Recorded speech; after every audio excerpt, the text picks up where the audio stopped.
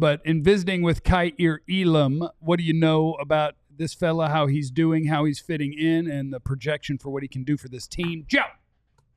Yeah, I think Kaiir Elam has been an interesting guy, and it better be interesting because right here in Dallas, he finally has something he didn't have in Buffalo, and that's an opportunity. If you kind of go back to where he was in Buffalo, you talk to Brandon Beane, the GM there.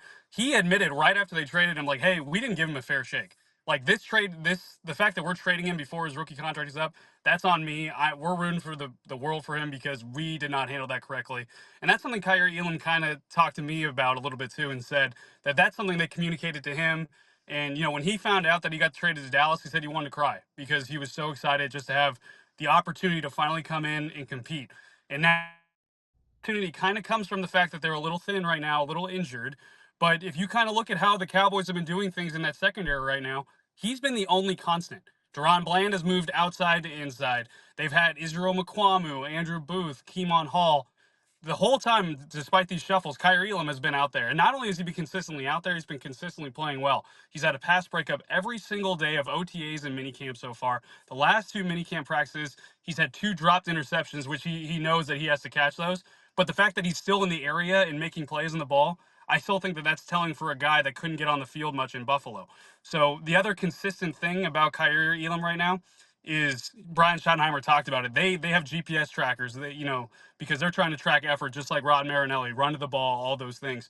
Kaiir Elam is consistently the number one guy on those GPS trackers for miles per hour. So this is a guy that didn't have an opportunity, finally has it, and so far he's consistently making the most of it. Joe, we talk about opportunity and what the lack thereof that he had in Buffalo. What was the reason behind that? Was it his play? Was it coaching changes? Was it scheme fit? Like what was the reason he wasn't able to get the opportunity that he felt or they felt that he needed or deserved to be a player in Buffalo? Yeah, that's a great question because I talked to some people in Buffalo too who kind of told me, yeah, realistically, they made a couple scheme changes and it kind of always felt like Kaiir Elam was always the one kind of left out of it. And if you look at where Kaiir Elam kind of fits in terms of what a scheme fit could be for him, his comp coming out of college was Jalen Johnson, the Bears corner. He's got 30-inch arms. He's 6'1", runs a 4.39, so he's tall, he's fast. He kind of really fits in what Matt Eberflus might want. So he didn't fit in terms of scheme there. And also the other thing too is when you don't have those inconsistent opportunities, it's kind of hard to get your confidence going. And that's something I heard was his confidence was a little bit shot. It's in Buffalo. When he was called upon, he kind of struggled at points. Last year, he was targeted 27 times, gave up 21 catches.